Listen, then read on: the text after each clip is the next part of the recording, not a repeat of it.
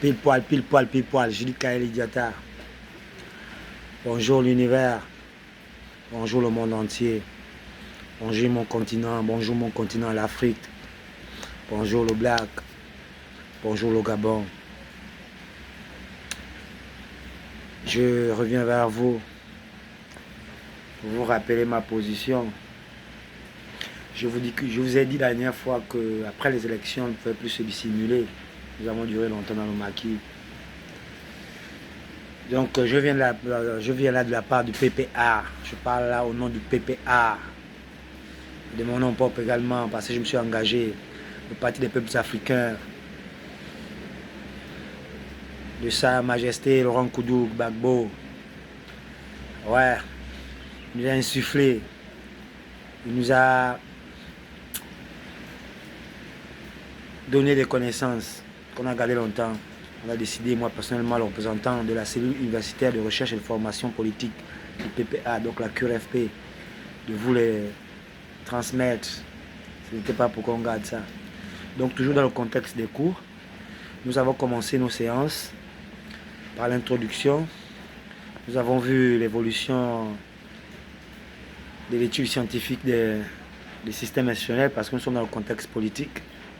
En ce moment, nous étudions les groupes de pression, ou groupes d'influence, ou groupes d'intérêt. Donc nous avons débuté par étudier les systèmes institutionnels. Nous avons vu que les systèmes institutionnels ont traversé historiquement trois grandes philosophies. On les a étudiés dans le cadre juridique, dans le cadre institutionnel d'abord, en plus dans le cadre des partis politiques, puis nous sommes arrivés au niveau des groupes de pression. Et c'est précisément ça l'objet de notre étude. Alors dans les groupes de pression, nous avons vu que les groupes de pression se situaient dans le contexte du processus politique global, que ce processus se déroulait dans un système de pouvoir où agissaient certaines forces et qui subissaient l'influence d'un contexte culturel. C'est dans ce cadre-là qu'on pouvait étudier l'action des groupes et l'incidence de cette action au niveau de l'intérêt général. On a vu, ça c'était... Après on a vu la partie 1, la partie 1, on peut le dire, c'était l'approche empirique et théorique de l'étude des groupes de pression. Nous avons vu qu'en fait, l'étude scientifique des groupes de pression ne pouvait que prendre une dimension empirique, en ce sens qu'elle doit ressortir les modalités par lesquelles les groupes agissent, et que c'est à partir de ces modalités qu'on peut ressortir les éléments qui pourront être pertinents pour constituer une théorie, et que à partir de cette théorie-là, on a énoncé les études, l'agencement de nos études. Car tout ne peut qu'être que théorie, c'est-à-dire un cadre instrumental qui peut en fait nous aider à organiser la connaissance et également faire avancer la recherche. Donc on peut considérer ça comme un corps de proposition. Alors, aujourd'hui, nous sommes au cours numéro 6, qui est la suite de l'étude du système du pouvoir. Parce que le système du pouvoir, c'est la partie 2. C'est vraiment une partie intéressante et essentielle. C'est même la partie, on peut dire, la plus importante de ce début d'enseignement. Donc nous avons dit que le pouvoir était la capacité que détenait un individu de prendre des décisions qui vont lier de façon effective d'autres individus. Et que l'existence d'un pouvoir impliquait en fait l'existence de mécanismes par l'intermédiaire desquels les décisions prises deviennent agissantes.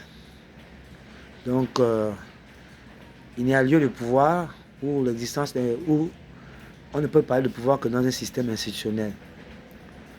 Et on a vu que le système institutionnel était normalement un système de place hiérarchisé qui figure différentes fonctions de pouvoir, et qu'à ce système, on peut associer des mécanismes de désignation et des mécanismes de contrôle, ce qui permet de créer la stabilité du système.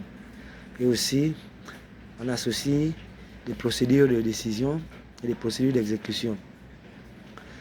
Et à partir de ce moment-là, nous avons également vu que il fallait étudier l'effectivité du pouvoir, parce qu'il n'y a pas le système institutionnel. Les règles institutionnelles ne donnent pas forcément un caractère effectif aux décisions prises. Il fallait normalement aussi étudier l'effectivité des règles institutionnelles, bien qu'elles déterminent le système de pouvoir. Donc, à partir de cet instant-là, on a abordé l'observation de l'effectivité du pouvoir. On a pensé que pour analyser l'effectivité du pouvoir, il serait utile de considérer deux aspects. Un aspect potentiel et un aspect actuel. On a aussi dit que non, le pouvoir ne se manifestait en réalité que par des actions. Mais que ce pouvoir ne se réduisait pas purement et simplement à un ensemble d'actions. Il fallait montrer, il faudra montrer comment le potentiel de pouvoir se distribue et comment les actes des actions s'enchaînent et s'influencent réciproquement. Se déterminent et s'influencent réciproquement dans le temps. En tout cas, les détails sont dans les cours. Là, j'essaie de faire des petits résumés oraux. Donc, et que pour bien comprendre ce phénomène, on pourrait se représenter la situation en deux plans. Le plan des actions et le plan des potentiels plutôt. D'abord, le plan des potentiels et le plan des actions. À partir du cours, ça c'est dans les cours précédents. Maintenant, à partir du cours d'aujourd'hui, le cours numéro 6, on vous montre le plan des potentiels, on vous le présente, comment il s'exprime, et le plan des actions également. Et après, ce serait le cours numéro 7. Donc, je m'exprime ici pour venir vous relire et vous essayer d'apporter de plus amples éléments qui vont permettre aux uns aux autres d'avoir une idée plus ou moins élevée de la situation dans laquelle nous sommes. Parce que nous sommes noirs, c'est notre situation. Nous sommes africains. Nous sommes dans notre histoire les anciens esclavagisés. Nous sommes dans notre histoire les anciens colonisés. Nous sommes dans notre histoire les néo-colonisés. Nous sommes dans notre histoire la génération des Noirs, 3e millénaire, 21e siècle, qui s'émancipe et qui confirme notre existence, notre autodétermination, notre capacité à nous de nous prendre en charge et de décider de notre vie nous-mêmes, que quelqu'un ne décide pas à notre place quelque part. Nous devons être les maîtres de nos destins. Donc je vais relire ici là le plan des potentiels et le plan des actions. J'ai déjà filmé et posté en forme de vidéo et en forme de photo. J'ai attiré l'attention de tous les Blacks, l'Afrique et même les humains en général, mais aussi au Gabon, les Gabonais, les Gabonaises, que ce soit les étudiants comme les professionnels. La connaissance, c'est Papa Laurent Koudou Gbagbo qui nous donne ça. C'est une éminence, c'est une profusion de connaissances. Donc ici, on va relire ça parce qu'on a dit qu'en fait, le principe c'est de comprendre l'effectivité du pouvoir. On a dit l'effectivité du pouvoir, donc l'effectivité du système institutionnel, parce que le pouvoir s'exprime, ne peut se manifester que dans le système institutionnel. Donc on est en train de comprendre l'effectivité du système du pouvoir à travers le système institutionnel, qui est un système de place hiérarchisé. Le pouvoir qui est la capacité que détient un individu de prendre des décisions qui vont lier de façon effective d'autres individus, mais que ce pouvoir ne peut s'exprimer que dans le système institutionnel, et que le système institutionnel est un système de place hiérarchisé, et que pour comprendre l'effectivité du système institutionnel, de l'effectivité du système institutionnel, il fallait qu'on considère deux aspects, un aspect potentiel et un aspect actuel. Et là-dedans, il faut montrer comment le potentiel de pouvoir se distribue et comment les actes de décision s'enchaînent et se déterminent mutuellement. C'est pour ça qu'on fait recours à une représentation à deux plans, le plan des potentiels et le plan des actions. Et l'objet de notre étude, c'est le cours numéro 6, donc l'étude du plan des potentiels et du plan des actions. Donc je vous relis ces plans-là. Bien, le plan des potentiels est fait d'un ensemble de points ou de positions possibles, exprimables en termes de pouvoir, auxquels les individus peuvent accéder et entre lesquels ils sont repartis. Chacune de ces positions est porteuse d'un certain potentiel de pouvoir. À ce potentiel, on peut en principe associer une mesure, ce qui permet de donner un sens quantitatif à la notion. Le potentiel en chaque position est variable et il y a des liaisons entre elles qui déterminent la manière dont les potentiels s'influencent réciproquement et s'organisent à chaque moment en une certaine configuration d'ensemble. Ces liaisons peuvent elles-mêmes varier au cours du temps.